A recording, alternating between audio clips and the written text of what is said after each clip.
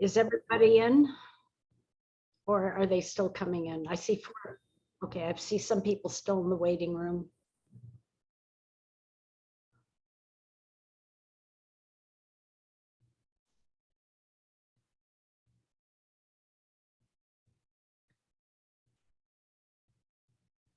Okay, I figure we'll have some people in late, and I want to run this on time. By my clock, it is 5:32 Central or 6:32 Eastern. Is that what you have, Mr. Harris? That is what I have. Okie dokie. Well, as you continue to admit them, I think I will go ahead and get us started in about 1 minute, because it looks like we've got a lot of people coming in.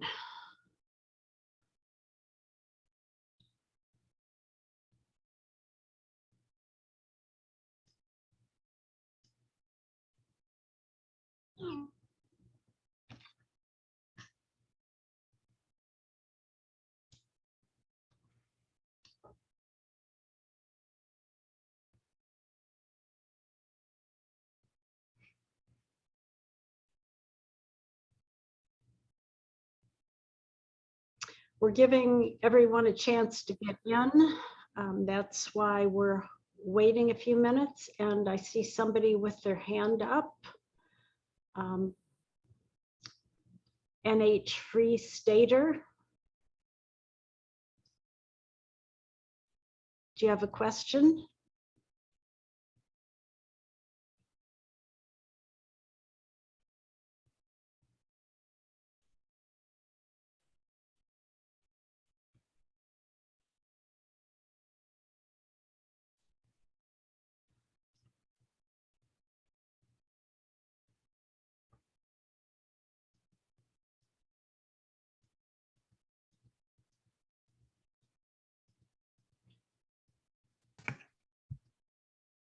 Okay, I think maybe he put his hand down. Oh, NH Free Stater, your microphone is unmuted. Did you have a question? The participants window is indicating that NH Free Stater does not in fact have a microphone connected. So that may be the difficulty in responding. Okay. All right, well, I think it's time to go ahead and get started. And Madam Chair, I want to make sure you notice the message from Judge Vermin Supreme in the chat. I did notice that, yes. And it's to everyone, so everyone, if you open your chat window, you can see what Judge Vermin Supreme has to say. Okay.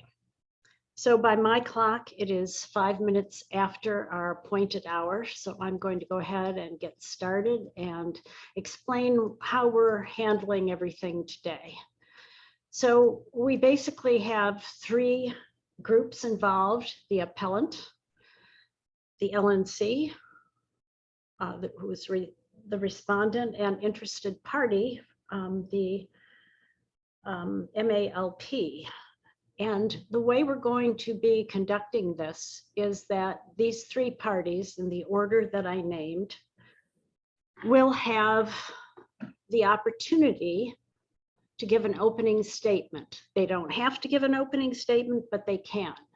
They will have 15 minutes to give an opening statement and a closing statement. And the closing statement will be in the reverse order of the opening statements.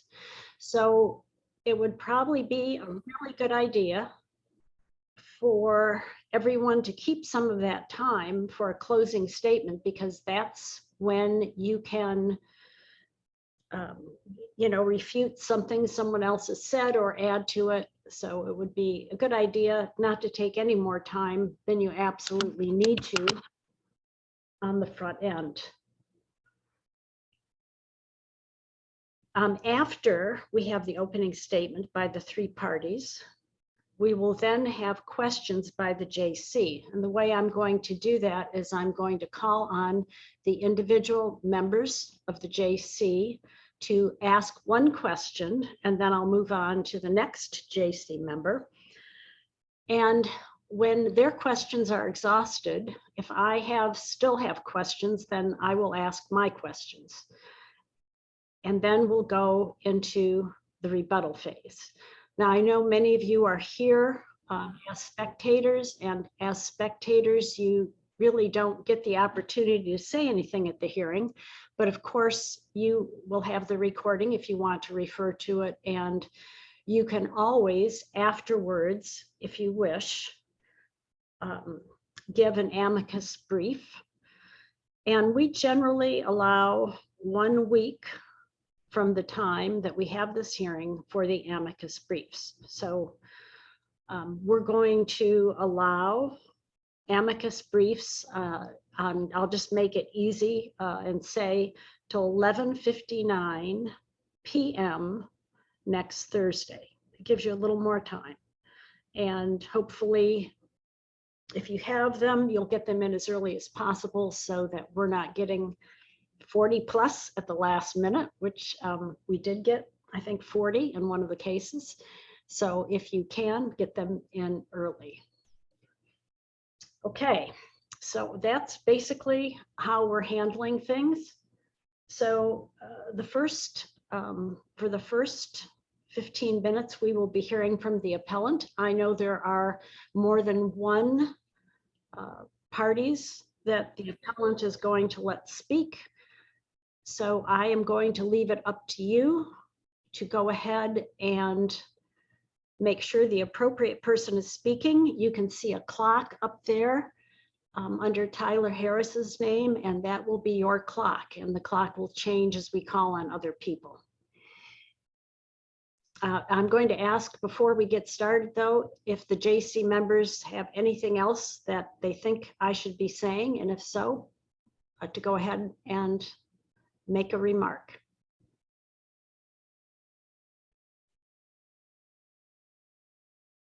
Okay, sounds like I covered everything. So I'm going to ask the appellant to go ahead and start with their case.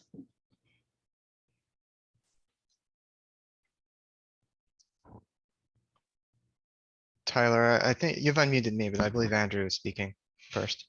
I have unmuted both of you so that you have the flexibility to divide it as you can. Andrew, are you, you're showing unmuted on my end. Are you able to be heard?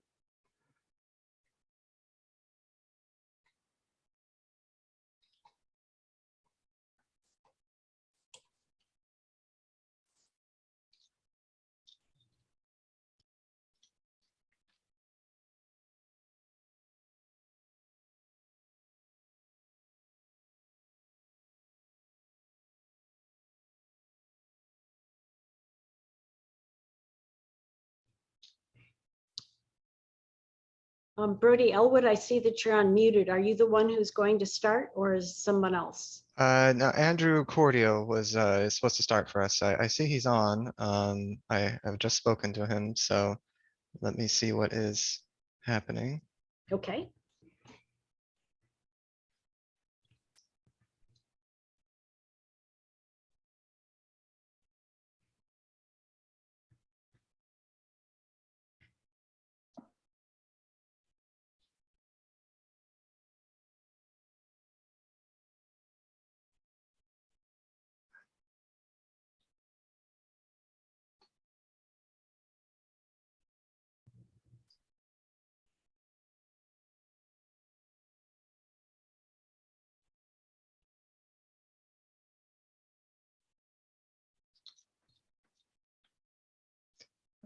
So Andrew says he is having technical difficulties right now. Just bear with me 1 minute.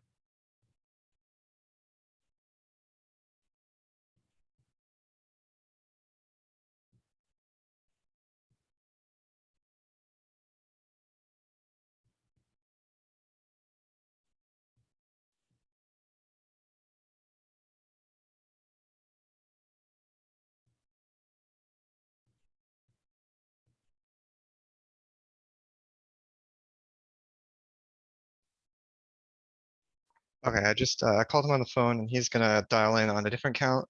Tyler, if you could let Jessica McLaughlin in just a second.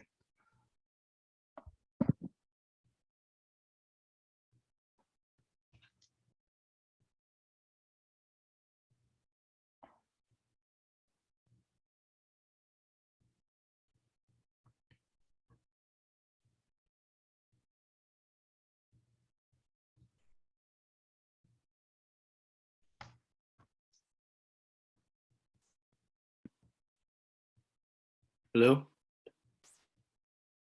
We can hear you. All right, you guys can hear me now? Okay, I'm so sorry. Go ahead. Yeah, so just for our opening statement, I'm going to keep it very, very brief, especially now. Thank you guys for your time. Thank you for handling all of this. I'm hoping we can just resolve the issues. I'm very confident that we followed all of our steps correctly. This isn't done for, political purposes or anything like that. We just want to be represented the way that we should be represented here in the state. And yeah, with that, I'll let you guys move along. Okay, thank you. Next up, unless there's somebody else of the group, the appellant group that's wanting to speak, I don't know if you intend to have more speaking. No, I think I'm going to handle most of it. Okay, just so I'm clear. Okay, so the LNC is up next.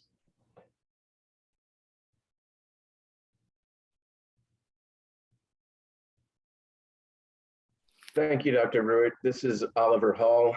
I am counsel to the LNC, and I'll be speaking on behalf of the LNC for purposes of this hearing. Although the chair, Whitney Billia, is here as well and may perhaps find it appropriate to jump in at some point. And Ms. Billia, if you do, please feel free at any time. Thank you. As the committee knows, this matter is an appeal from a ruling of the chair that a resolution relating to the Libertarian Party of Massachusetts was out of order. The only issue before the committee is whether the chair's ruling should be upheld. As I will explain, the Judicial Committee should uphold the chair's ruling for two reasons. First, it doesn't contravene any bylaw. And second, the LNC doesn't have authority to take the action that the resolution contemplates, and therefore the chair properly ruled it out of order. Before turning to discussion of those reasons, it's important to address the basis for the committee's jurisdiction over this matter. Well, first of all, the Judicial Committee is not a committee of general jurisdiction. It is an appellate body with limited jurisdiction. As bylaw 8.2 states, the subject matter jurisdiction of the Judicial Committee is limited to consideration of only those matters expressly identified as follows. And then it lists a number of bases for this committee to exercise jurisdiction. Now, the bylaws could have stated that the Judicial Committee has general jurisdiction to hear any grievance and to impose any remedy, but they do not. They expressly limit the JC's jurisdiction to the matters enumerated under bylaw 8.2. So turning to the two bases that the petitioners invoke for the Judicial Committee to invoke jurisdiction here. The first is bylaw 8.2a, matters involving suspension of a state affiliate. The LNC's position is that this provision 8.2a is plainly inapplicable. The LNC has not suspended a state affiliate. In fact, it hasn't taken any action with respect to this matter. So there's simply been no disaffiliation of a state party. The petitioners, I'm calling them petitioners, I guess the term that we're using is appellants. The appellants claim that jurisdiction lies under bylaw 8.2a anyway, because the LNC has constructively disaffiliated the Massachusetts State Party. Again, the LNC has done nothing with respect to this matter. It has not taken any action. And even if it had, the bylaws don't recognize any concepts such as constructive disaffiliation. So even if the bylaws did recognize that, the LNC has not actually done anything that would constitute constructive disaffiliation.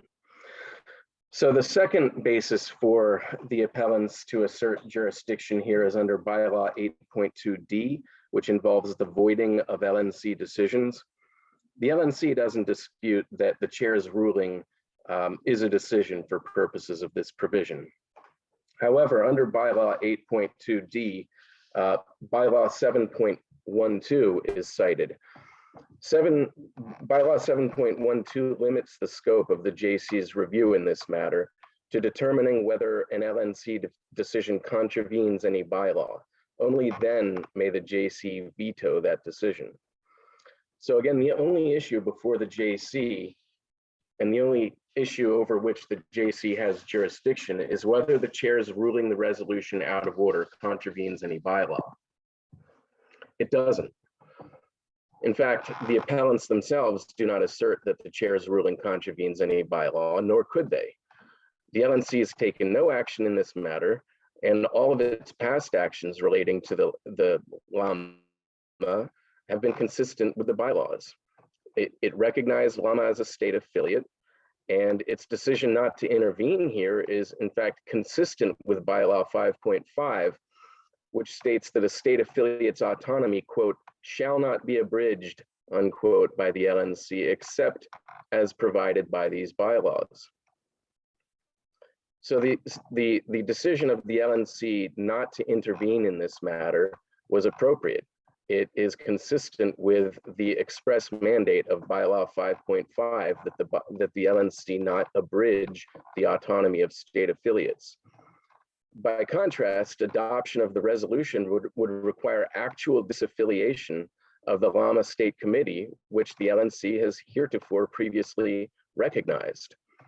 The bylaws do not permit the LNC to recognize more than one state affiliate. Therefore, if it adopted this resolution recognizing a new entity as the state affiliate, it would necessarily have to disaffiliate with the one that is currently recognized.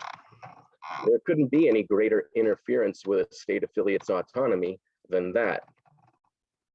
Because the chair's ruling doesn't contravene any bylaw, it should be upheld on that ground alone. There's simply no basis for the JC to veto that ruling under bylaw 7.12. And in fact, my understanding is that the JC just dismissed a petition submitted by George Phillies on that very basis, that the LNC had not contravened any bylaw. The second reason that the chair's ruling should be upheld is that it properly ruled the resolution out of order because the LNC doesn't have authority to take the action that the resolution contemplates. There's no question that the LNC has the power to revoke the status of any affiliate party for cause by a vote of 3/4 of the entire national committee. That's under bylaws 5.6. And cause for such revocation might even include the LNC's conclusion that an affiliate had violated its own constitution or bylaws, which is the allegation here. But that's not what the resolution seeks to accomplish. Instead, it seeks to, in fact, disaffiliate the existing LAMA State Committee without taking a 3/4 vote of the entire national committee and without specifying cause as required under LP bylaw 5.6. The appellants don't cite any authority for the LNC to take that action, and with good reason. Again, LP bylaw 5.5 expressly states that the LNC may not abridge an affiliate's autonomy except as provided by these bylaws. Because the appellants do not and cannot cite any LP bylaw that authorizes the LNC to take this action, their appeal should be denied on that ground as well.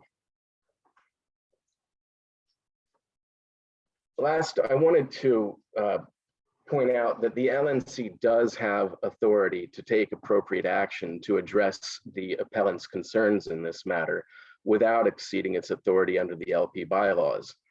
The appellants have stated that the resolution and the action that the LNC is supposed to take thereunder is necessary, because otherwise the LNC might be giving data services and directing potential members and potential donors to an entity that is not the rightful leadership of the Massachusetts State Party. That may be a legitimate concern, but the LNC can address that simply by passing a resolution to stop sharing those assets and resources until the state affiliate sorts out this problem.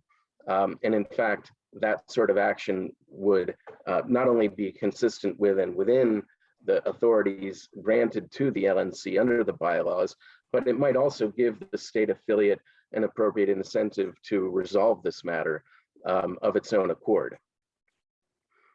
Adoption of this resolution, by contrast, would set a dangerous precedent. It would establish the LNC as the ultimate arbiter of any internecine dispute within state affiliates, including disputes over whether they've complied with their own constitutions and bylaws, notwithstanding the lack of any apparent authority for the LNC to wield that power. I've represented the Libertarian Party for long enough to know that I think it's a pretty good bet that the members would be very surprised and disturbed to find that the LNC has taken it upon itself to determine in all matters whether a state affiliate is complying with its own constitution and bylaws. So for all of these reasons, the chair's ruling was that the resolution was out of order, was proper. It should be upheld. And with that, I'll reserve my time. Thank you. Thank you, Mr. Hall. Okay, we're moving on to interested parties. That would be the I guess the MALP, and who is going to speak for them? I will. Good evening. We appear to agree with much of the LNC's opening statement, so I can cut mine short. We believe that the Judicial Committee lacks jurisdiction to hear this appeal, but if the committee nevertheless decides this matter, we believe that any ruling should be strictly limited to the question of whether to sustain or overturn the ruling of the chair. And towards that end, we believe the only reasonable option is to sustain the ruling that the motion in question is out of order. A motion was made, but ruled out of order. The procedure for appealing the ruling was exhausted pursuant to our bylaws and Robert's Rule of Order. No vote on the issue of suspending an affiliate was ever conducted. The JC also lacks jurisdiction of procedural matters generally. The subject matter jurisdiction of the JC is expressly limited to substantive matters listed in the bylaws, Article 8, Section 2. Appealing a vote to sustain the ruling of the chair is a procedural matter and is not included in the list of things that may be appealed to the JC. Therefore, if the Judicial Committee decides as jurisdiction, it must refer us to the respondents. The only action taken by the entire LNC that the JC could conceivably address is the vote to sustain the ruling of the chair that the main motion was out of order. Therefore, the only remedy it can provide is to overturn that ruling. Any further action would be beyond the scope of the appeal and therefore unwarranted judicial activism. The chair ruled that the main motion was out of order because it violated Article 5, Section 5, relating to affiliate autonomy. Overturning the ruling of the chair would place the main motion back on the floor for debate, where it would still be out of order due to violating Article 5, Section 6, relating to suspensions within 6 months prior to a regular convention. Thus, the only remedy the JC can issue would provide no relief to the petitioners. Since I have seen some others reference the Delaware situation, that is different because that appeal was of an actual vote taken by the LNC. Here, there was no vote taken. The Judicial Committee should limit its focus strictly to the procedural matter, not the underlying substance of the motion. Additionally, that case happened more than 6 months prior to regular convention and therefore ran no risk of violating Article 5, Section 6. On the point of constructive disaffiliation, the bylaws do not recognize such a concept. And even if they did, such quote unquote disaffiliation would still have happened within 6 months of a regular convention. And that is my opening statement. I yield the rest of my time. Thank you. Okay, now we have had opening statements by all three of the parties. So we are now going to questions from the JC. And according to what I am seeing on my screen, Ms. Matson is the first one in the queue. So Ms. Matson, go ahead and direct your question to the party of your choice. Okay, my first question is rather important. It's going to be addressed to the appellants. And the reason for my question is in very preliminary JC chatter about the case, it seems the appeal was not written clearly enough for all JC members to have the same understanding of what is being requested of us. And I'll tell you why, because there's two sections on page 1 and 7 that list, requested relief, and that's all about the Bowen resolution and the LNC's vote to sustain the chair's ruling. But there are very large other sections, one on page 1 and 3 spanning pages 6 and 7, which all talk about constructive disaffiliation. So is the constructive disaffiliation talk just about gaining standing for us to rule about the resolution and it being ruled out of order, et cetera? Or are you raising that as a separate issue? So here's the question. I'll make it simple. Are you asking the JC to overturn an LNC vote, to rule on constructive disaffiliation, or both?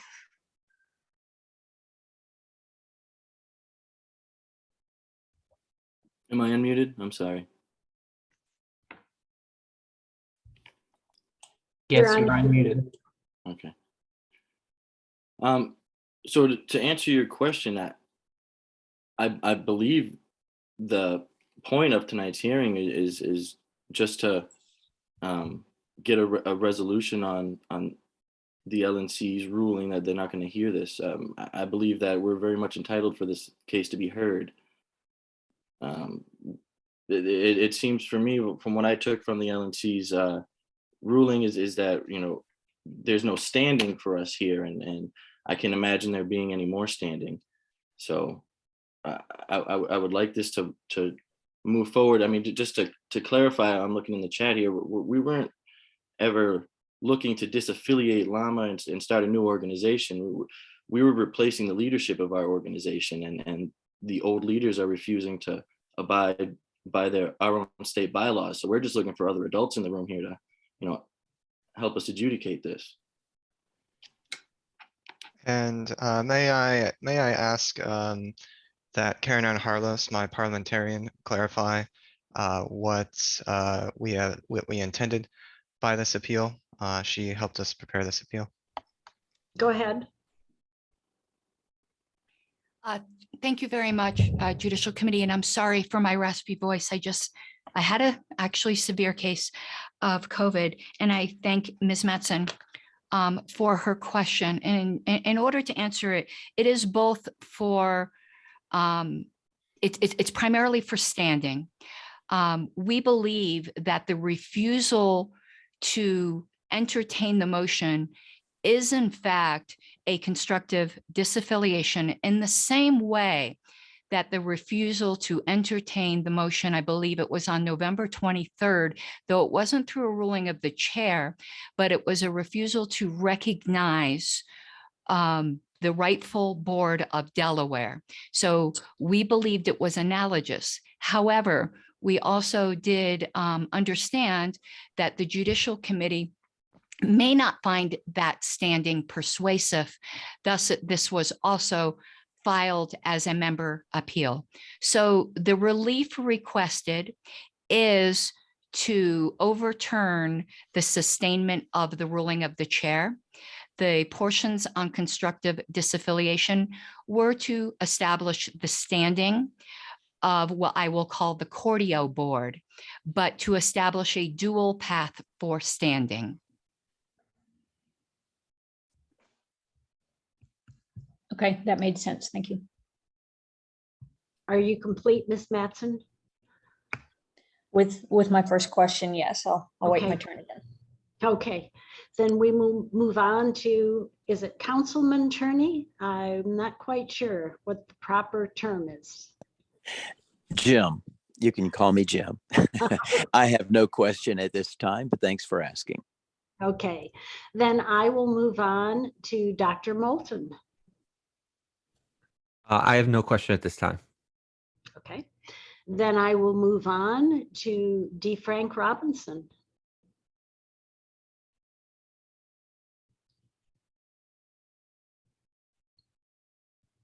Okay, I see he said no questions in the chat. So let me move on to Mad Vermin Supreme.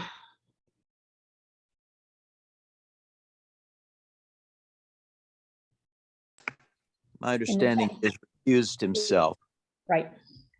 Yes, well, if he, okay, I just wanted to make sure he had a chance to ask questions. Okay, I have recused myself from this. Thank you. okay, and you won't have questions then. Okay, I won't That call would on. not be appropriate, having recused myself. Yes. Okay, all righty. Okay, Mr. Arnold. Well, I don't have any further questions. I don't have any questions. Ms. Matson's question has answered everything I needed. Thank you. Okay.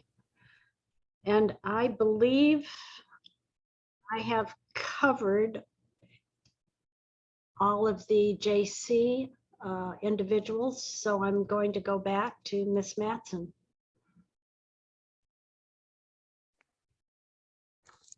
Okay, I have, maybe I can knock out 3 quick, just factual questions, which shouldn't take long.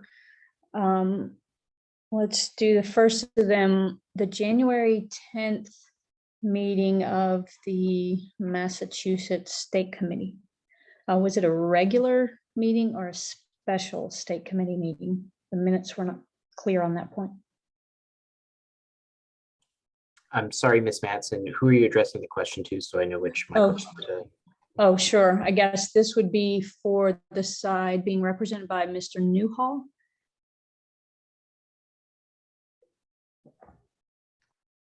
Hello. It was a regularly scheduled meeting. Okay, I hope that would be an easy answer. And then, so for that meeting on January 10th, my second question is, what notice was given for that meeting and to whom? Was it just, what was the notice? Was it given to board members? Was it given to the party in general? It was given to the party in general. It was at the regular scheduled time of all of our monthly meetings. Okay. And then my last simple question is regarding the 47 or 46, I guess that number's a little bit in dispute. The number of expel members from the January 10th meeting we don't have a list of the signers of that petition. We have the text of the petition. And did that list of expelled members include people who were chosen as board members at the special convention that I understand you don't recognize it, but. It is my understanding that yes, it does include those people.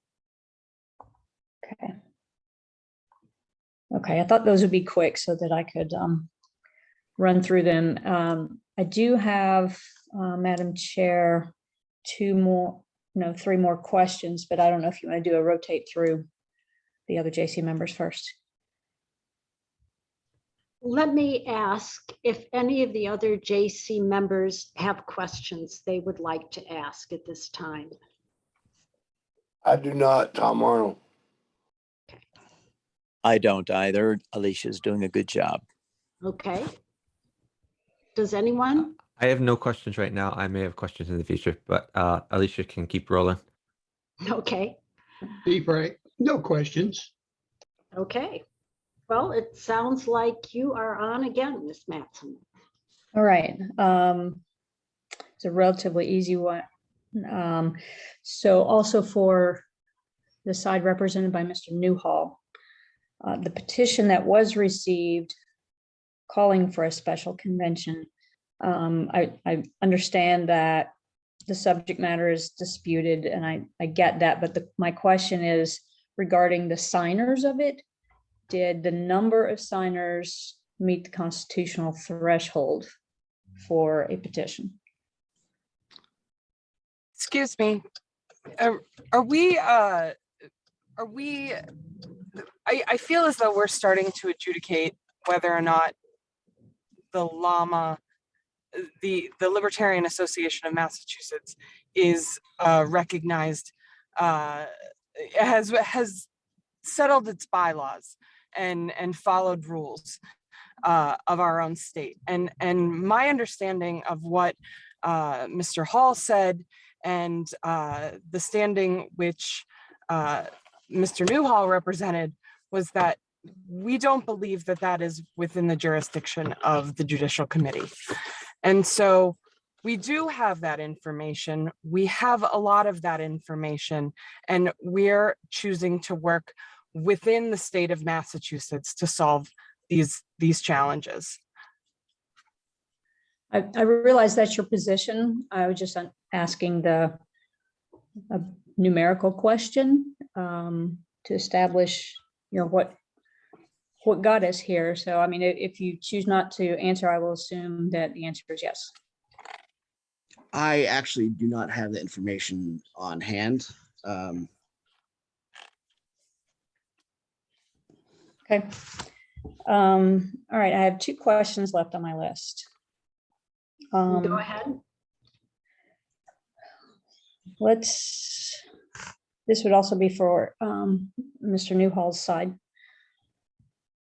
About how they read their constitution. Article 2, Section 5, the portion about calling for special conventions. And given that it says that a state committee they can add items to an agenda, but I'll quote this phrase, they may not otherwise change the agenda, end quote. Is it do you believe it's the case that ruling it out of order is essentially changing the agenda by deleting all the items on the agenda? That presumes they had a valid agenda to begin with. I understand that is that's your argument on why it was ruled out of order, but do you believe the effect is to alter the agenda by deletion? No, my opinion and the opinion of the state committee at the time was that they did not follow protocol and therefore it was invalid. Okay. My last question is, I'm going to open up to all parties. Because none of the briefs that we've received so far have really addressed this issue, and I see it as maybe something writers of that bylaw may not have anticipated. So in the National Party bylaws, Article 5.6, this is the one that says the LNC can't disaffiliate within 6 months prior, and after it describes, how the appeal is done, how the hearing is done, and the JC should issue a ruling within 30 days of a hearing. And then the next phrase says, but in no case less than 90 days prior to a convention.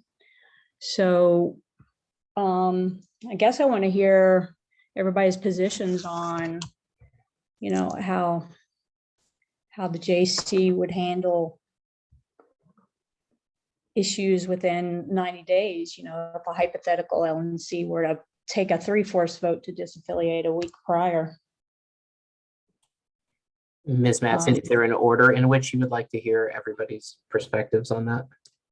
I guess we'd go in the same order as opening statements. All right, can do.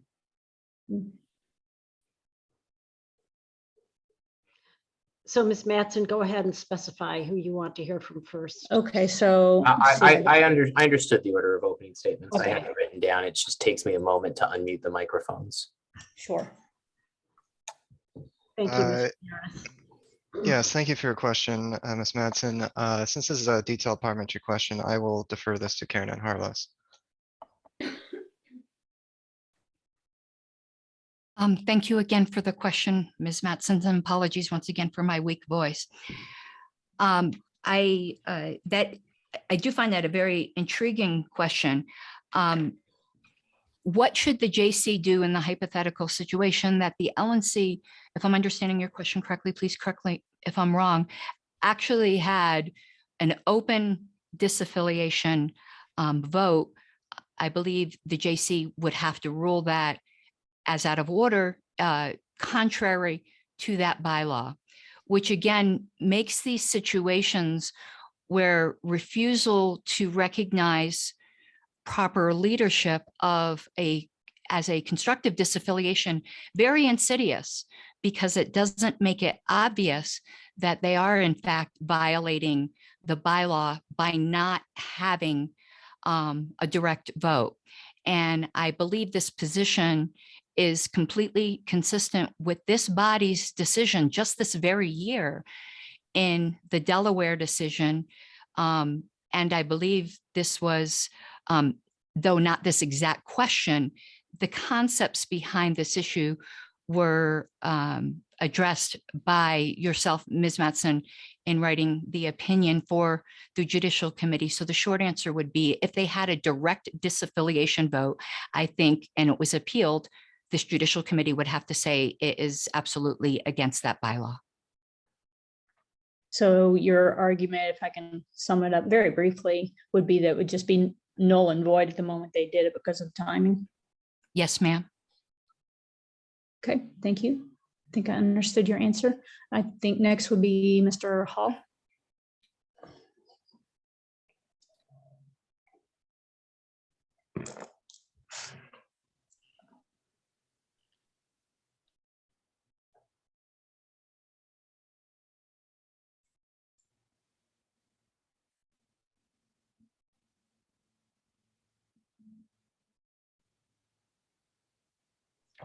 I'm sorry, I didn't realize I was muted. Thank you, Ms. Matson, for your question. I'm looking at the bylaw that you're referencing and the portion of that bylaw. Could you restate the question that you are asking with respect to that language? Sure. The question is primarily about that phrase that says the JC has to rule within 30 days of a hearing, but in no case less than 90 days prior to the convention. And my question is, in the hypothetical scenario where an LNC a week before the convention took a 3/4 vote to disaffiliate some affiliate, what happens in that case? I think in that case that the disaffiliation would be invalid because it was within 6 months of a regularly scheduled convention, which is contrary to, I believe, this same bylaw 5.6 or somewhere in section 5 that prohibition exists. So I think the action, yes, would be out of order.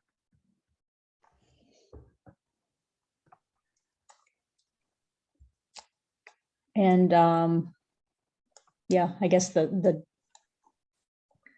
twist is, who says it's out of order? If the JC has constraints on its ruling, there's not even 30 days to rule after. There's not time for a hearing and a ruling and get it all in. So that's the dilemma in this scenario. All right, go ahead. Sorry, in the hypothetical scenario, that's the dilemma. There's not enough time for the JC to rule. All right, and then would Mr. Newhall like to weigh in? I'm sorry, I just wanted to respond to that. Okay. I was simply trying to clarify. It was a question rather than a statement. Okay, go ahead. Yes. I would simply respond that if the LNC undertook a resolution to disaffiliate a state affiliate within the prohibited time period, that would be so clearly a violation of the express prohibition in the bylaws that it would be invalid, and I don't believe it would take long for the JC to adjudicate that matter. Okay, thanks. And then Mr. Newhall. I agree with Mr. Hall on this point. I think we're dealing with hypotheticals at this point because the matter before us is a procedural question. And it is clearly out of order per the bylaws.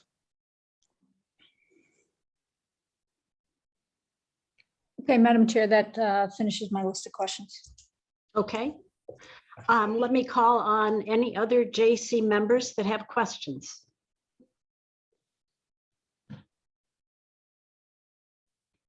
I have a brief question for the I guess the longest running llama group. Is that the Newell, or I forget who's the chair of that one right now.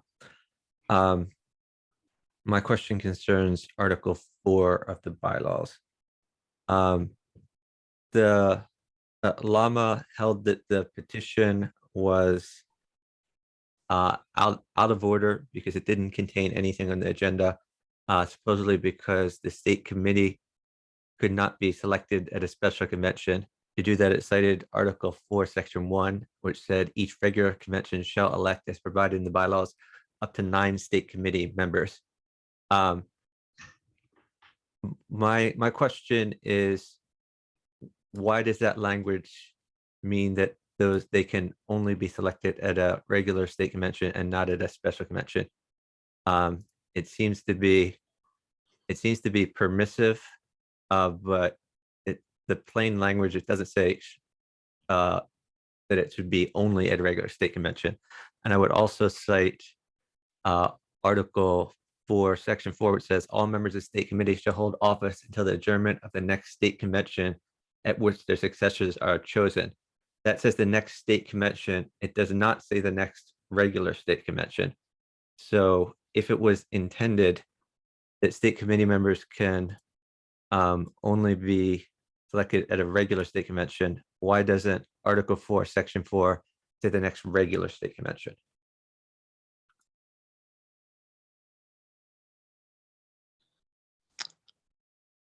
I am currently looking over the Constitution and bylaws right now.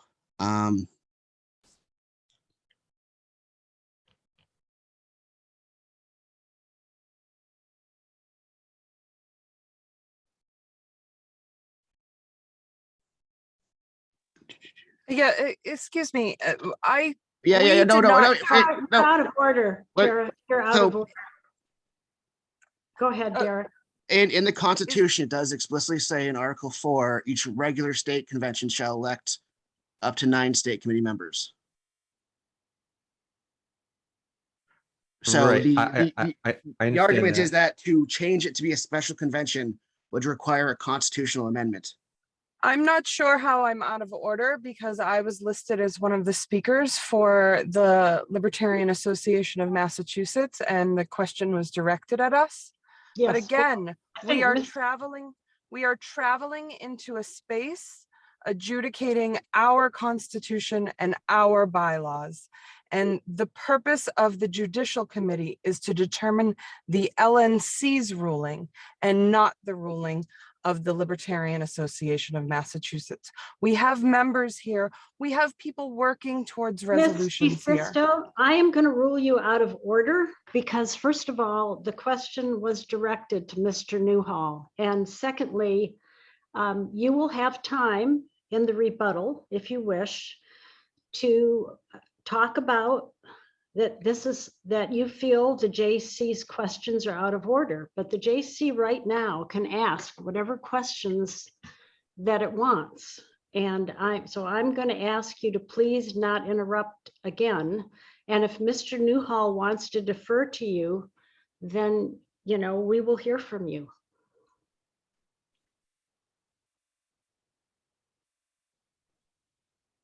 So Mr. Newhall, you So yeah, are, the short version is that the Constitution does explicitly say a regular state convention shall elect the state committee members. And since the agenda did not include an agenda item to amend the Constitution, that was the reasoning. Additionally, Peter Everett is on our current state committee, and he has his hand raised. If he wishes to comment, I would welcome his input. okay, so you're going to defer to Mr. Everett. Thank you. I think I can offer something helpful. This is Peter Everett. I was not part of the Llama State Committee prior to our recent convention, but I am now. The Llama chair in December ruled that the special convention petition was out of order because the regular convention had already been scheduled and commitments had been made, and also because the Constitution wording was that the regular convention is what elects the state committee. So I think it's just important to mention those two things. But I would reinforce what Ms. DeSisto says, which is, it would be inappropriate I think at this meeting to get into the interpretation of the Llama Constitution and bylaws. We have our own state mechanisms for adjudicating problems in the interpretations of our Constitution and our bylaws. Does Llama have a judicial committee? We do not. What is your way of adjudicating bylaws questions then? So if the state committee were to rule in a way that was contested by the members, then that could be settled at our convention. The members, the body itself would function as the judicial committee in that case. Okay. So I just want to clarify the language of Article 4, Section 4 was not addressed by you all. Do you have any reason that doesn't say the next regular state convention if state committee members cannot be elected at special conventions? I don't have a. Well, again, not sure I hold understand on. that. We are dealing with hypotheticals. Numerous documents have been presented forward on this to the LNC. This is not the LNC discussion about whether the bylaws were, in order. This is a question of whether or not the Judicial Committee has, standing to change the ruling of the LNC chair.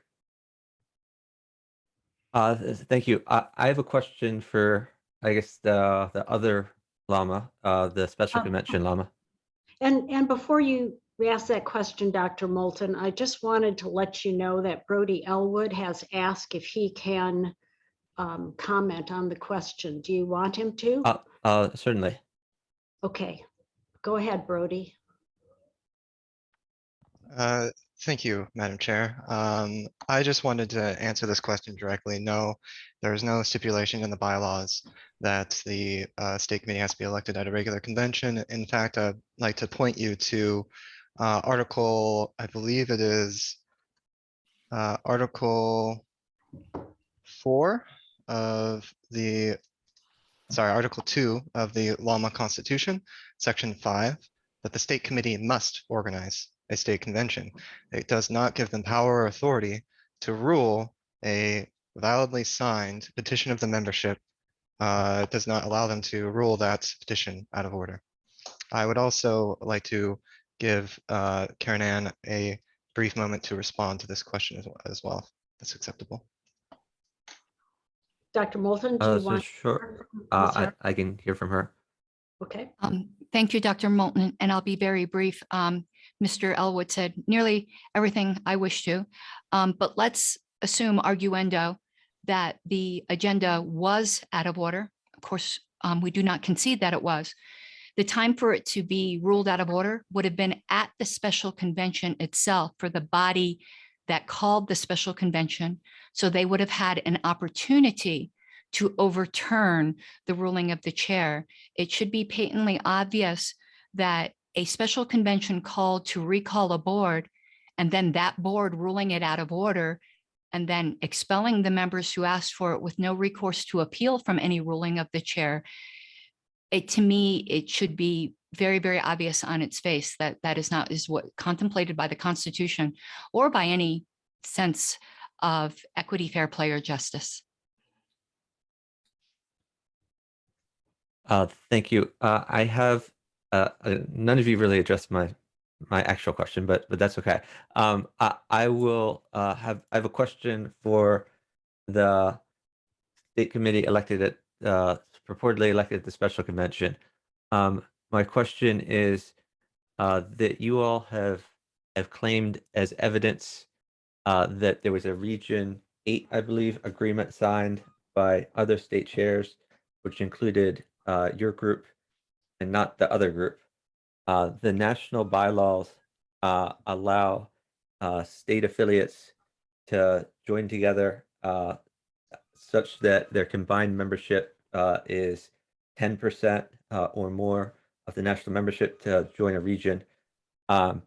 If the other group joins up in a regional agreement with other states, which may not be the same states, is that evidence that they are the valid state affiliate? If they join up with, say, Delaware and I don't know what other affiliates I could say. They could join up with California for all I know. Would that be evidence that they are the valid state affiliate? So Who are you addressing your question to, Dr. Moulton? I'm addressing to the group that was purportedly elected at the state convention, at the special state convention. yeah, so I think just to answer your question, if they joined another region agreement, would that, would that make them the legitimate? Not necessarily. The reason I think we put it in as evidence is because Region 8 doesn't need us to affiliate. They have their 10% without Massachusetts.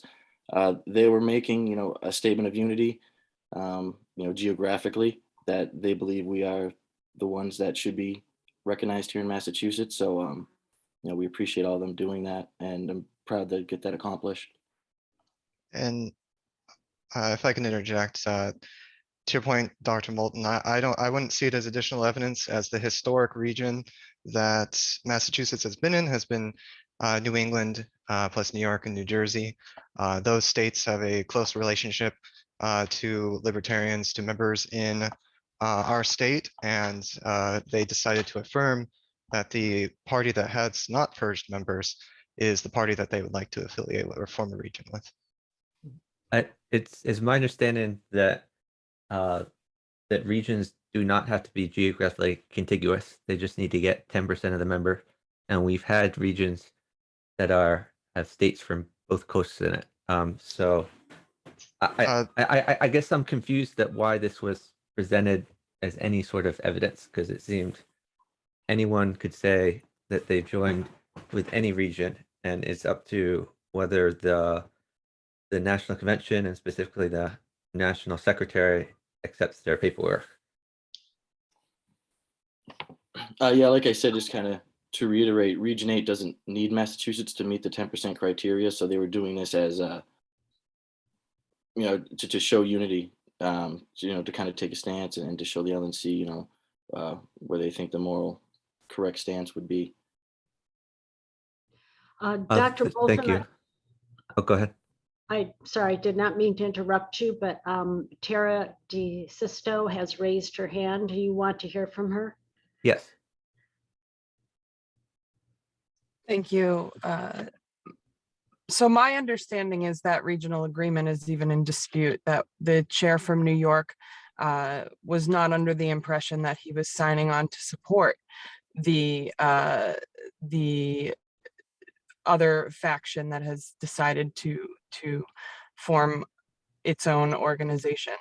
that they wanted to work with everyone in the region who wanted to work towards liberty. And that was what they understood they were signing on to. So I would actually ask if the Judicial Committee chooses to take that into consideration, that they actually have conversations with the state chairs on the topic. I reiterate that this is a Massachusetts challenge, that we continue to ask for the JC to grant our state the autonomy that it deserves. And when it is time, I would like to ask a question. Okay, thank you. I do have a few more questions, if that's okay, Madam Chair. Yes, I think so. Go ahead. Okay, this is the question for both groups. So the assets of the party, including the domain names, Facebook, other social media, and so forth. Which group controls those assets that were present as of like 1 year ago? Have those been transferred to the group elected the special convention, or are they still in the possession of use of the group that was elected at the regular convention like a year ago? Dr. Moulton, would you clarify for me which of those groups you would like to hear from first? I guess first I would hear from the Sisto group. All assets belong to the state party that was in existence a year ago and is still in existence after our regularly scheduled convention last week. And that includes social media, the domain, bank accounts, and so forth? Yes. This is correct. Thank you. And if the other group could answer, or do they agree with that?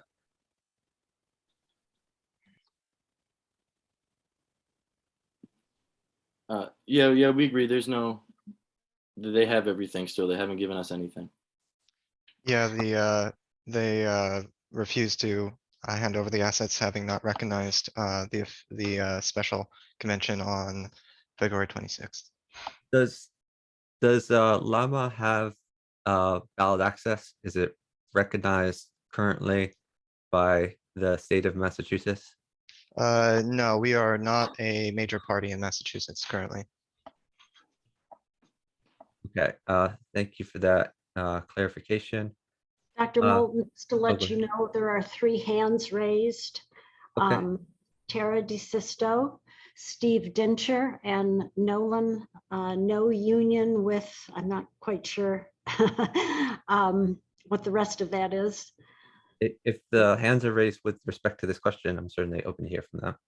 Okay, I assume that that's what, and the LNC chair has also raised her hand, so you can go ahead and pick who you want to hear from first.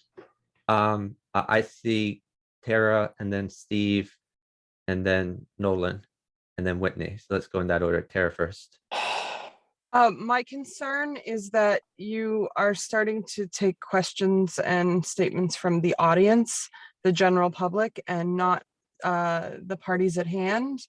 And I'm very concerned that there are parties outside of Massachusetts speaking in regards to this. I would ask that the Judicial Committee be judicious in identifying who is speaking on behalf of each organization.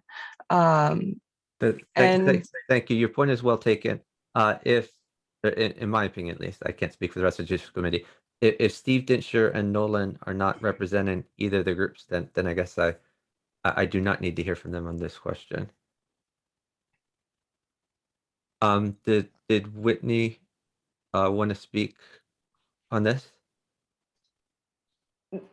Thank you, Dr. Moulton. Yes, that was going to be my concern, is that we all submitted names of people who were going to be speaking for our for us as interested parties, and there are people here who were not listed in that. And the question has been raised as to whether or not they're even they're not parties to this anyway, because they're not in the state that's and that's- concerned here. So Oh, thank you. Okay, thank you.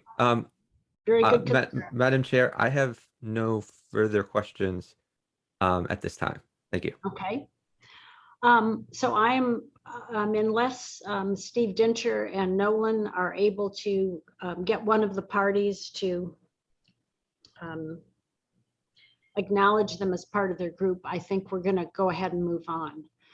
So let me ask if any of the other members of the JC committee have further questions.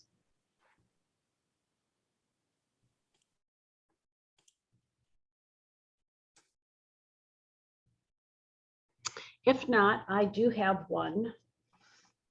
And my question is directed to Ms. DeSisto. We've had a lot of back and forth by email about moving the date of the hearing. And one of the points that you made was that there was the possibility of possibly resolving the issue between the two competing state boards, or I guess, obviously they can't both be state boards, but I'm just going to say that for the convenience of trying to ask my question. So I would like to know what happened, any progress on that? Can you speak to that? And then Yes, Dr. Ruitt, I can.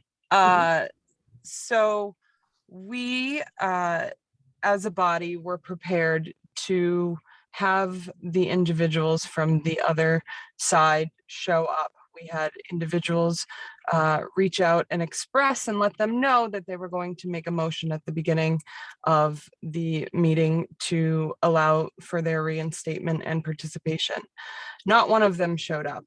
And so the body continued. We had mailed out motions that were going to be deliberated upon at the meeting. We recalled a former chairman to officiate over the event so that it would not seem biased. And the body ruled not to reinstate all of the members that were removed as a whole. The delegates that participated, registered, paid dues, and were credentialed. We had a very fair discussion about the topic. Maybe I'm biased, but I think, we elected Don Graham, who is a former chairman, who then attended the next day their event to try to seek some resolutions. Christopher Thrasher also attended. We continue dialogue with members who were removed from that from that petition. I think what is official on our side is that the body has determined that we cannot sweep them all back in at the same time.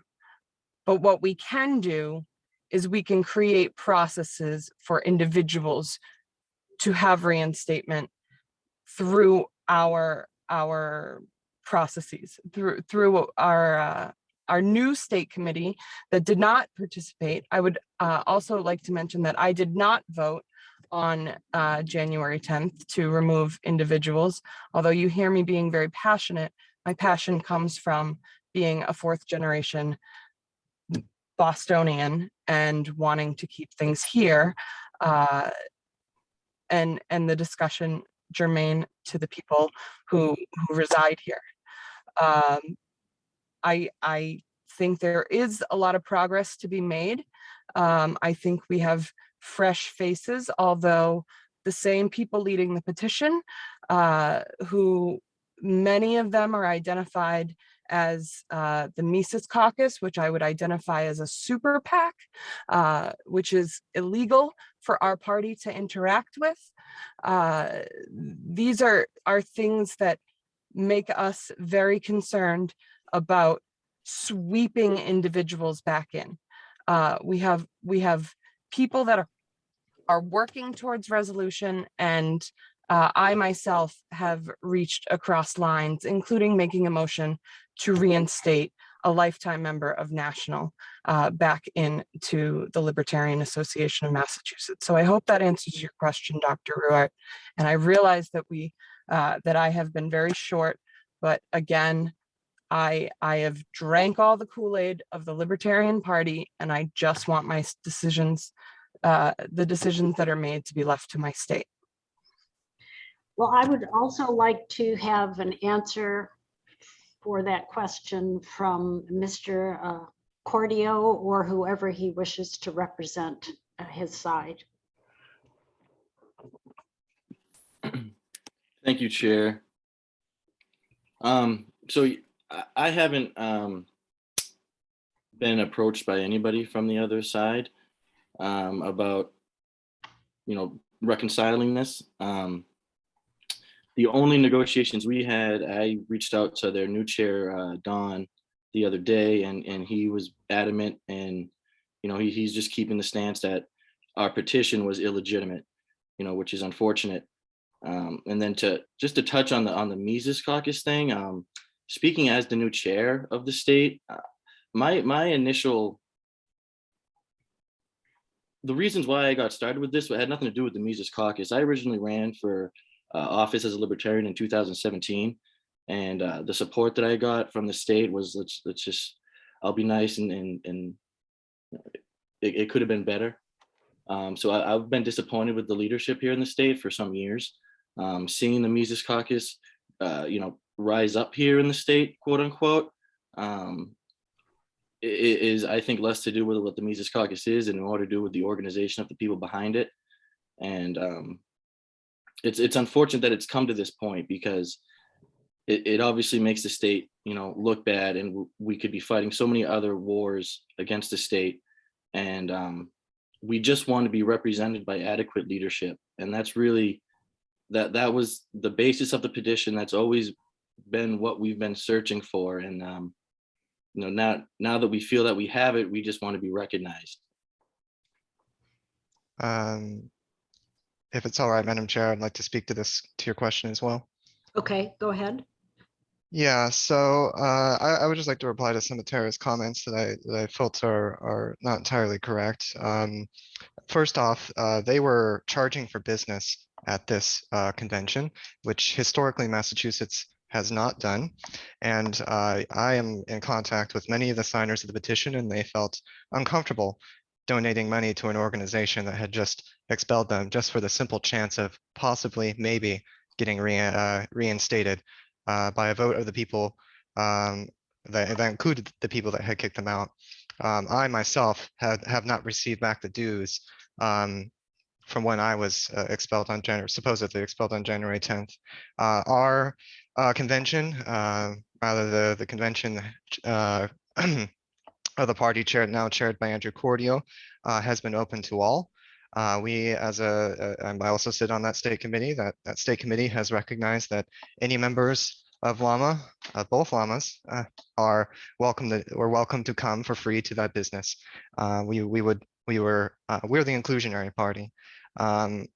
Actions by the other party include reporting our event pages.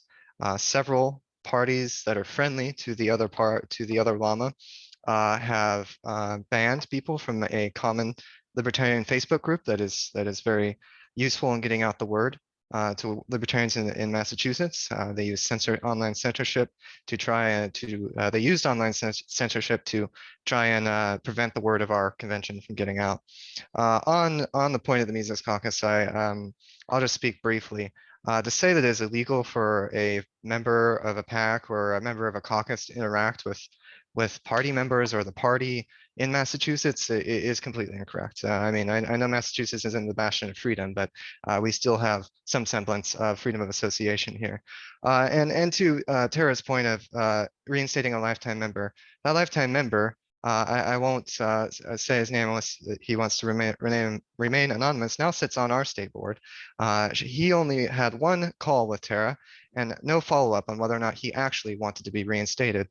Many of us maintain that the actions on January 10th were invalid and that they should be rescinded in whole, that we do not have to come back begging to the very people that kicked us out for our membership to be reinstated. So to answer your question more directly, Mary, we have attempted over the past 4 months to do reconciliation.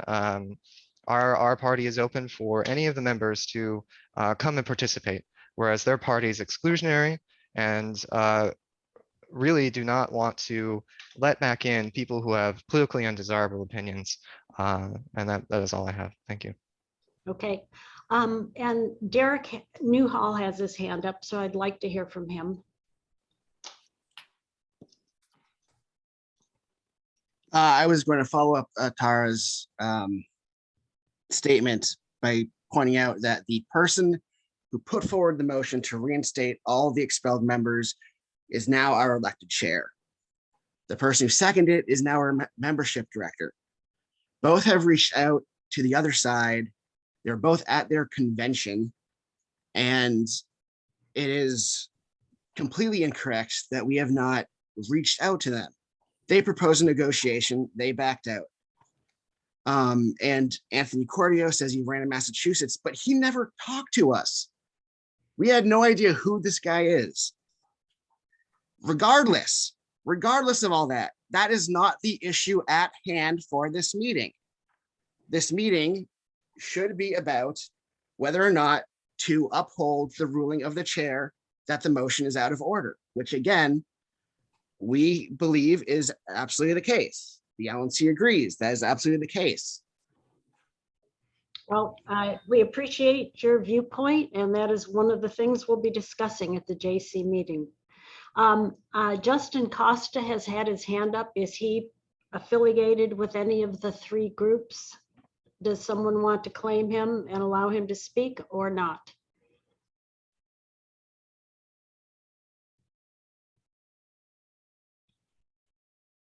Okay, I think then, let's see. I see that Brody and Tara want to speak again. Mr. Newhall, are you complete? Yes, although I would like to point out that the Don who has his hand raised, I believe is our state chair. Okay, I will hear from him then. Go ahead, Don. Thank you. I just wanted to thank everybody's consideration for this, and I would like to reiterate the point that Derek made. But my name was brought up a couple of times, and there has been some history. But real quickly, I got involved back in early January, and attempted to negotiate between, or to facilitate a negotiation between the previous board, the Llama Committee, and with the Brody's team. I have been, attending their meetings. I've been contacting them individually, been contacting at the time the previous state committee.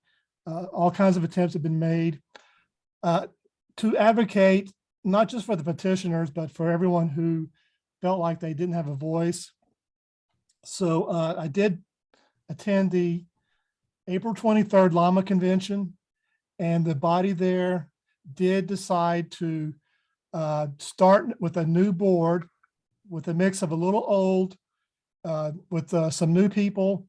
A couple of the committee members they elected are, there's like 3 former chairs from my time and before. So it's a mixture on the new state committee. There is commitment to do some good things and as I was before when I was elected chair on the Llama Committee, I'm continuing to be a voice for the members who felt like they didn't have their fair say prior to our April 23rd convention. So this is a new board, April 23rd. The body said they wanted, there was a called convention and they elected a new state committee. So we're moving forward and trying to put things back together and do libertarian things in the state. So. Okay, thank you, Don. Thank you. I see that Tom Edelum, I hope I'm not mispronouncing the name, has his hand up. Is he associated? Does any of the groups want to have him speak? I see that Mr. Elwood is saying yes, he is. So Yes, I would just like to clarify to your previous question. Justin Costa is a member that was expelled, one of the petitioners that was supposedly expelled. And Thomas Edlum is the current communications director for the Llama that's selected the state board on the 24th. Okay, well, I think Justin's had his hand up longer, so I'm going to ask for him to go ahead and speak first, and then I'll go to Tom. Thank you, members of the Judicial Committee, for allowing me to speak. I have been trying to help mend us back together in some way. I had put out to a couple people that were friends with the old board. Maybe we could meld the boards together until the convention we had last weekend. They said no. I have personally asked and basically begged to be allowed back in the Llama, but I have directly asked Tara if I could be back in, and she said I am not on her list. We continue to try to do everything. We have had negotiators sent, and one of our negotiators, when they were sent, was attacked verbally by the previous board. They were called racist because they were there negotiating on our behalf. These behaviors are not good. And the whole foundation of libertarianism and the Libertarian Party, the state party, is about the members. And if we destroy members, we don't have a party. We don't have anything. Thank you. Thank you, Mr. Costa. And Tom Edelum, again, I hope please tell me how to pronounce your name when you speak. Thank you, Madam Chairman, or woman. Edlum is my name, Tom Edlum, and I am the communications director for the new board under Andrew Cordio. Our view is basically this, that the LNC has an obligation to recognize the affiliate. And we had an election on February 26th and elected a new board. And no one on that side the other side has made a claim that we did not have sufficient signatures for the special convention, that they weren't members. I was a member. Actually, I voted for the original state committee back in March of 2021. But I was among the expelled, and they do not want us back. The meeting Saturday, it was a vote of 8 in favor of reinstating us to 15 against, of 47 libertarians, good libertarians. Their position is simply this: 6 of the 9 members of the state committee can expel every single member of Llama, every single libertarian, and the other 3 state committee members. And that's their adjudication of any dispute. And they exercised that on January 10th by expelling almost a quarter of the membership, or at least trying to, and 2 of the state committee members. Fortunately for us, they were a really bad state committee. They were also incompetent in their mendacity because the state constitution requires a member to be expelled by a vote. But their vote only mentioned petitioners and not members, and it was 47 people. So our view is that the LNC was out of order in ruling our petition out of order, and that they're obligated to recognize us as the affiliate. We're the larger group, by the way. Thank you. Thank you for your attention.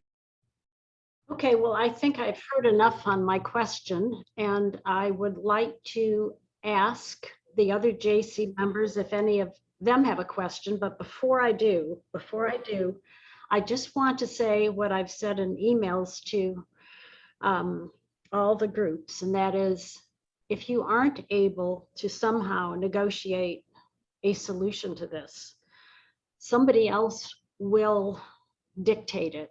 And if you don't like that solution, what will eventually happen is it will keep getting bumped down the road. For example, if there's still a feud, when you go to the National Convention in Reno, it's possible there'll be a credentials battle, and then of course there'll be a new LNC, a new JC. I mean, this could go on for a long time. So if there's any possibility for some kind of compromise to be reached, I think that would be excellent, because then you could take those resources and fight the state instead of each other. Now, that may not have a lot to do with this JC ruling, but I'm going to take my prerogative as chair to encourage that. And now I am going to go and ask my other JC colleagues if they have further questions or anything they'd like to ask. Madam Chair, I do have a question, if that's okay. Yes, please go ahead. This question is for both the groups. I could imagine that there may be some people in Massachusetts who do not have a dog in this fight, but may want to attend the National Convention as a delegate. Were there any people who attended both state conventions on April 23rd and April 24th, sought to be elected as a delegate? And were there any people who were actually elected as a delegate at both conventions? Thank you. Dr. Moulton, which of the sides would you like to hear from first? It doesn't matter to me. If I don't know who would have that information. Basically, I want to know if anyone was elected to the, I believe, 20 delegate slate from Massachusetts under both groups. Yes, there was one person who was elected to both slates. And who was that? Actually, there were 3 members that I'm aware of that were elected to both slates. One of them being our newly elected chair, Don Graham. Also, Ann Reed was named a delegate out of the Worcester chapter, who did come and spoke on behalf and in the defense of those who were removed. And also Mr. Christopher Thrasher, who is very recent to Massachusetts, but we are happy to have on our state committee. Thank you very much for that clarification. To correct that, clarify, Don Graham was not selected as a delegate for our group. He was nominated but rejected the nomination. Chris Thrasher is a delegate, and Reed has an ex officio position which she has not taken up yet. She was not actually nominated and elected as a delegate, though, but our state constitution, or sorry, our bylaws provide that the state committee members have ex officio positions on the delegation. Thank you.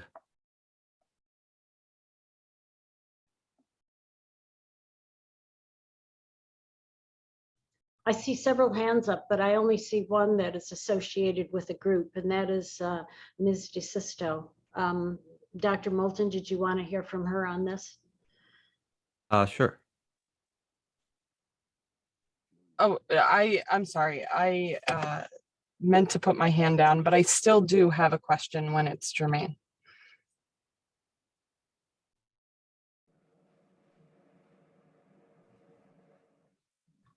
Madam Chairman, this is Tom Arnold. Yes.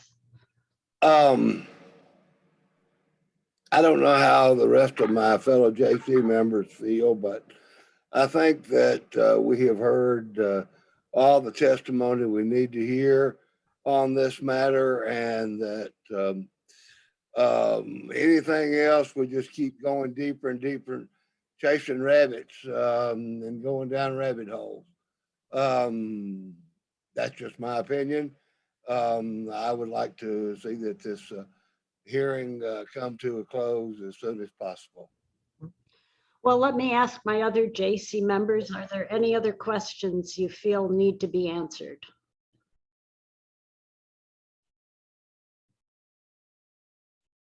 I'm not hearing any. Now, I know there are several people with their hands raised that I'm not sure actually have been authorized by their group.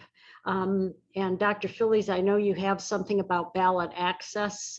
Could you just email us the JC committee on that, please? And I'm going to ask the other two people with their hands up to do, okay, same thing. I am seeing something in the chat saying that Chris Thatcher is authorized, so I guess we will go ahead and hear from him. And then if there's no other questions from the JC, I think we'll wrap this up.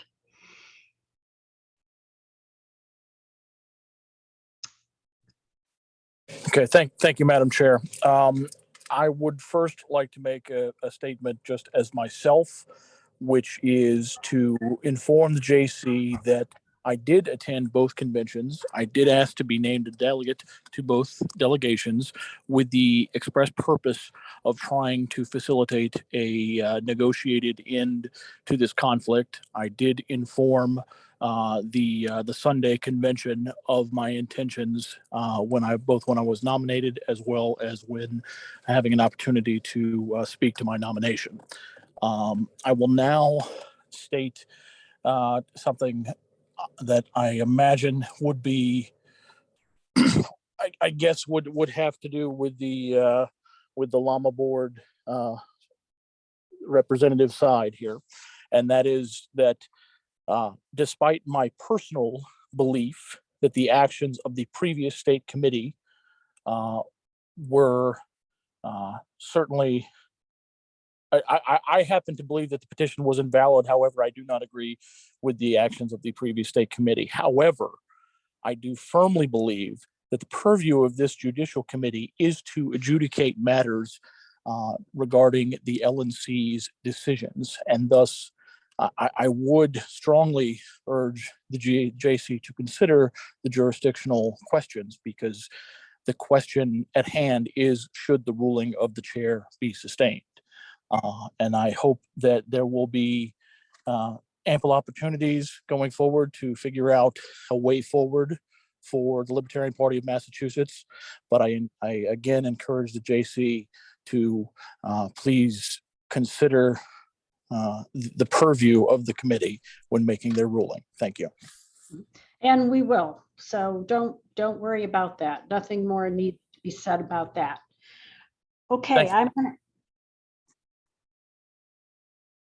Okay, I'll ask if there's any other questions that the JC wants to ask.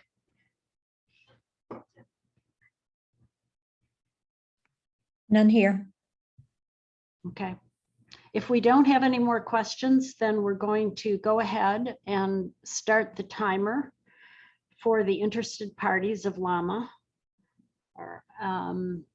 to go ahead and use the rest of their time, followed by the LNC and followed by I guess you could say the appellants.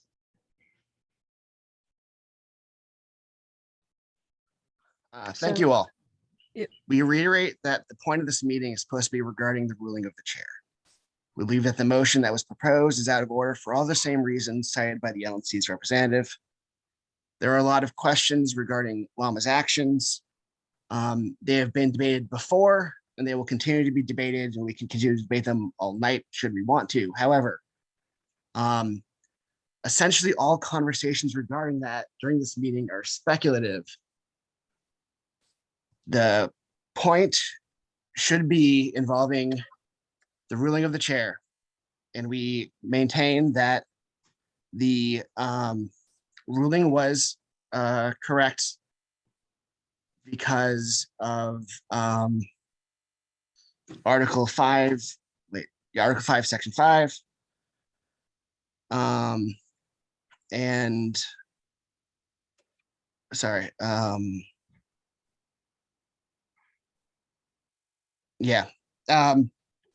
In short, this is supposed to be the Judicial Committee really, we don't feel has jurisdiction over this issue, but should it claim jurisdiction, we believe that the obvious answer is to uphold the ruling of the chair that the motion proposed is out of order. Thank you. And I have one question from our side to ask, and I would like the Judicial Committee to find the answer if they do not already have it. What does it do to this party? And maybe Mr. Hall, if he's still on the call, can answer. What does it do to this party to have our assets turned to a super PAC?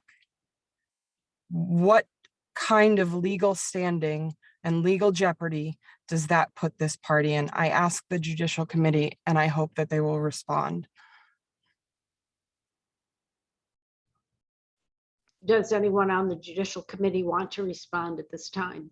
I think she's asking a legal question, and I don't think the JC should attempt to be attorneys in this case for legal questions that are, yeah. Yeah, I don't think we have any attorneys on our board unless somebody has a degree in Well, I practice I'm not aware of. I'm a lawyer, but I don't want to answer that question. Yeah. Okay. All righty. Okay, does that conclude the,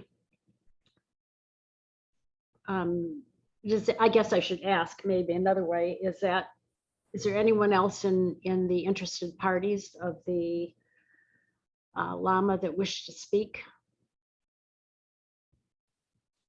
Unless Christopher Thrasher or our chair, Don, wish to mention anything else, I believe our position is known. Okay.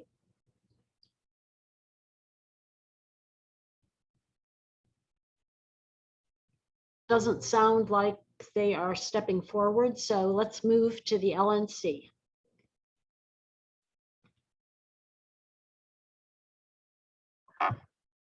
Thank you, Dr. Ruert. I don't think much more needs to be said on the issues at hand in this hearing, and so I don't want to repeat myself or others who have already made similar points, other than to say this is obviously a messy situation, and it's understandable that all parties involved want a clean and prompt resolution.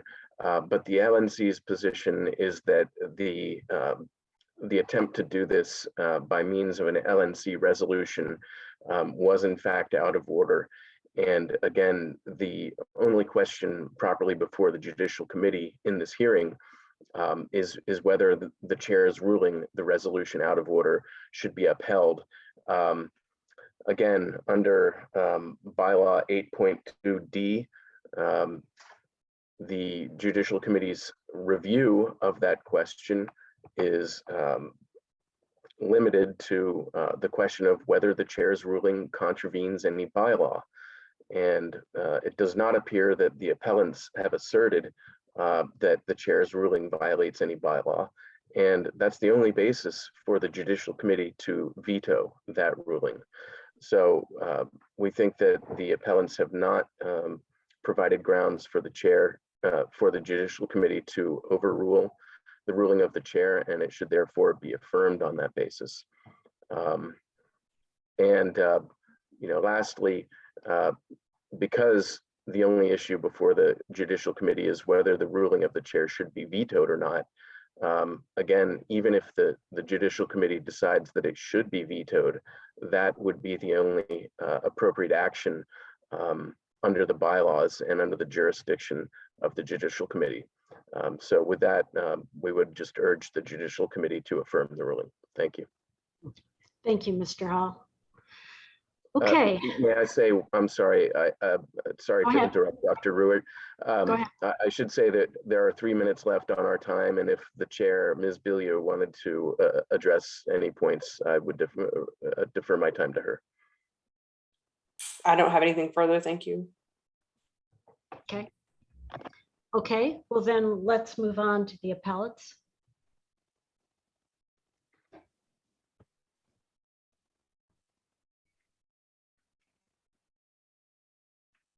All right, thank you, Chair Ruitt. I'm going to get started and then I'm going to toss it over to Brody. But again, I'm going to keep it very brief. I just want to kind of speak just from a personal point. Actually, Mr. Newhall said that when I ran for office, they didn't know about me. And I think that just kind of, it speaks to the delinquency of the past board. I ran for office in 2017. I was a viable candidate. I ran again for mayor in 2020 and 2021. And again, I emailed and I got no response from people until after the election, with apologies. So again, just to reiterate, this isn't a Mises Caucus thing. It's especially for me speaking as the chair of the state. It's just a matter of getting some leadership in there that's going to show some competency and some gumption and want to get to work to fight for some liberty in the state. So with that, I'll pass it over to Brody. Yes, thank you, Andrew. I would just like to thank the Judicial Committee for their time. It's been months since our group has been heard. The last time we've been heard by another group is the LNC meeting. So I thank you for taking the time to hear our case.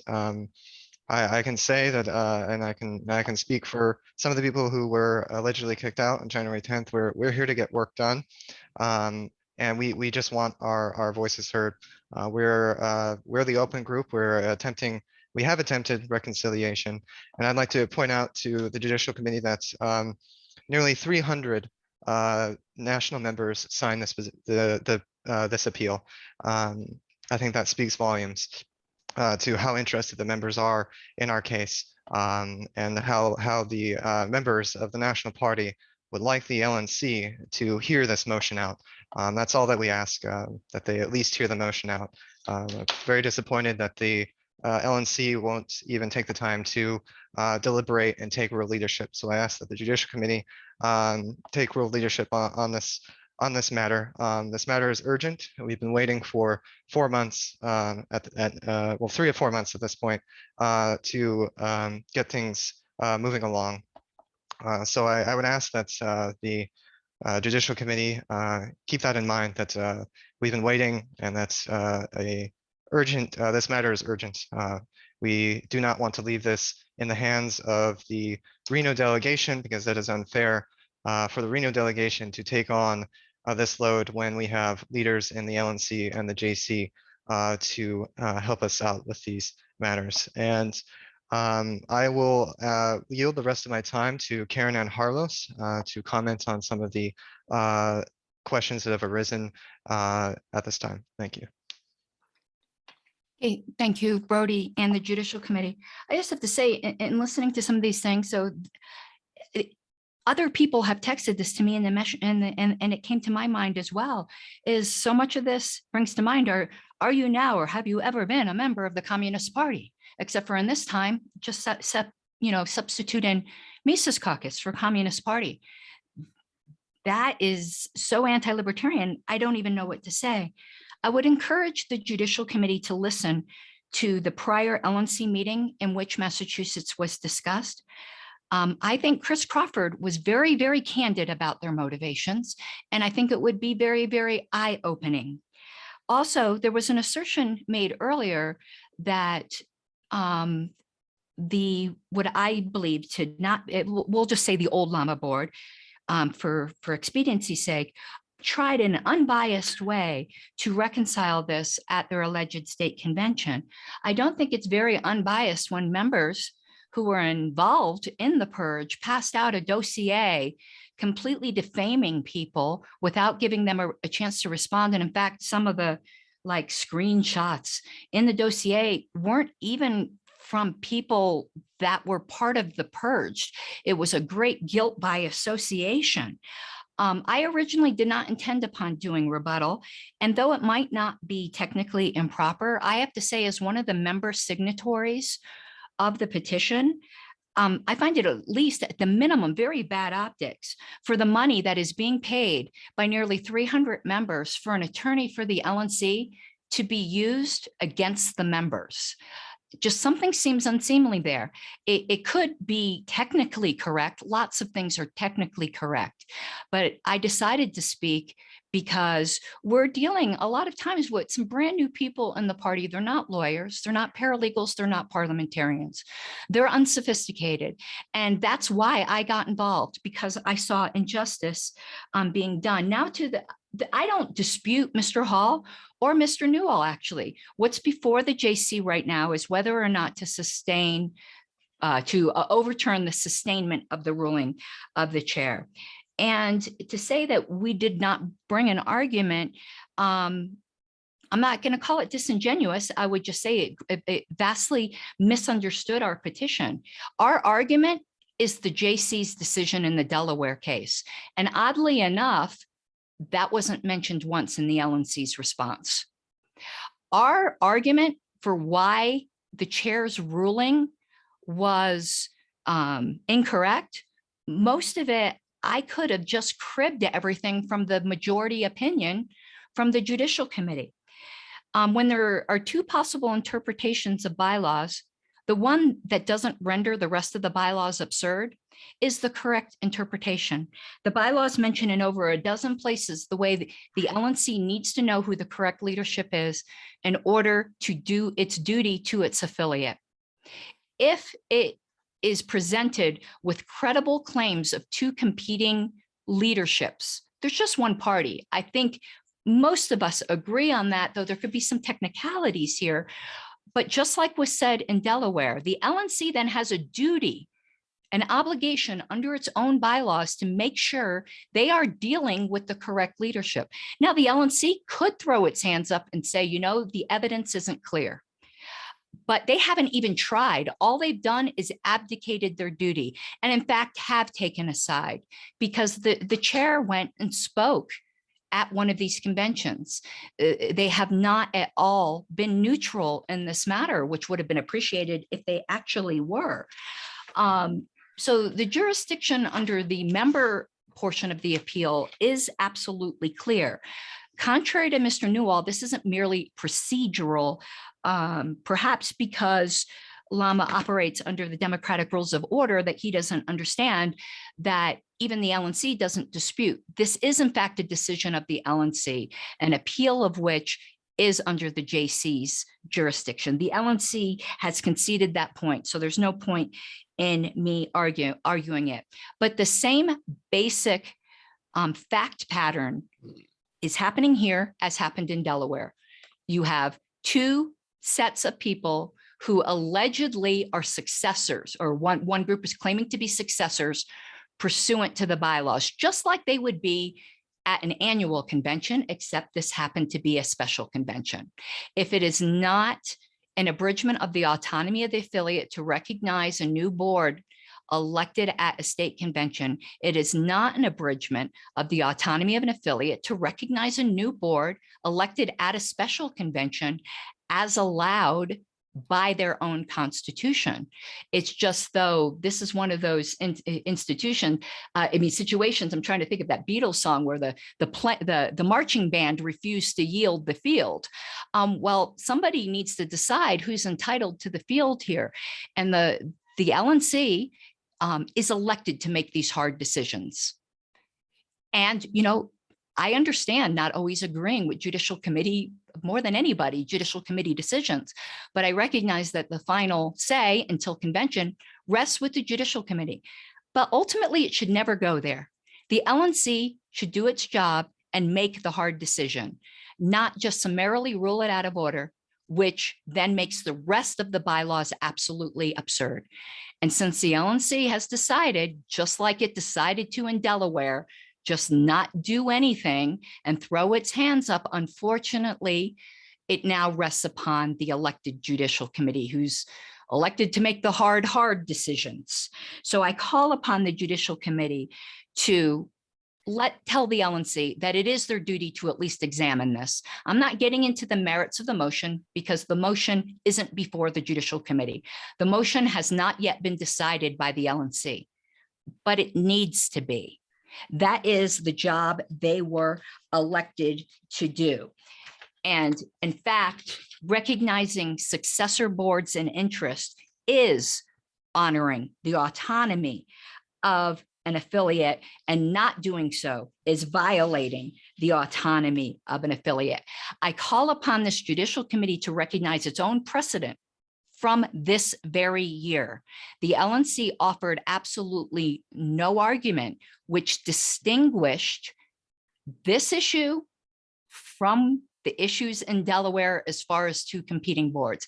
Not at all, which seems to be a tacit admission that it's pretty well known because they've used the LNC business list to say that they don't agree with the Delaware decision. And okay, again, I commiserate with not agreeing with the JC decision, but the decision is what the decision is. And I call upon this Judicial Committee to not confuse members as to what their rights are and to follow its own precedent, because otherwise members don't know what duties are. And I do think the right decision was made in Delaware. And I ask for the Judicial Committee to follow it. So in closing, and I'll actually have some time left, that's unusual for me. I know that the JC has said it's going to allow a week for supplemental briefs. I beg the JC, convention is coming up. The delegates deserve guidance, even if the delegates end up overturning whatever guidance they get, because they can overturn anything. The delegates at convention can do almost anything they want, but they deserve to see their leadership actually make leadership decisions. So I urge this Judicial Committee, this is a very simple issue, to make a decision this weekend so that this motion can be heard. And then if subsequent appeals are required, there will be sufficient time for it. I believe, whether it was intentional or not, because I can't read people's mind, that the other interested parties have been running out the clock. And I implore you, please expeditiously make a decision in this matter. And I thank you. And I am so sorry you've had to hear so many appeals this year. And I look forward to seeing most of you at convention. Have an awesome night. Okay, thank you, Ms. Harlos. Okay, since we have heard from all three groups, and they have either, actually no one ran out the clock totally, so congratulations. And I'd like to say for all the people who are attending this, and there's over 100 people here today, you can file an amicus brief. The JC we'll be meeting before that to start our discussions, but we are going to accept briefs until next Thursday at 11:59 p.m. And I don't think I said what time zone that was, so I'm going to say Eastern time because I think most of the people are there. I see that Miss Matson has her hand up. So go ahead, Miss Matson, and go ahead and say what you want to say. I just wanted to know, I fully understand the JC chair wishes to give people plenty of time to weigh in, but perhaps the fact that we have scheduled deliberations to begin on this coming Sunday afternoon, I think that timing argues that people should send their amicus briefs prior to then for the most impact. Yes, I will. Thank you for bringing that up, Miss Matson. And I try to give enough time because I know that not everybody's a writer and you want to put it as best you can. But Ms. Matson makes a great point. We are going to be starting our deliberations on Sunday. I don't know that we'll finish or not. And of course, we have to write an opinion too. And so the sooner you get the amicus briefs in, the better. We've tried to be generous with the time, but as Ms. Harlos pointed out, clock is ticking on this issue. So the faster we can get your input, the better. And of course, if you send an amicus brief, you can send it to jc@lp.org or judicial@lp.org. Either one of those will work. And also, when you send one, we will distribute it to all of the interested parties, most of whom you have heard from today.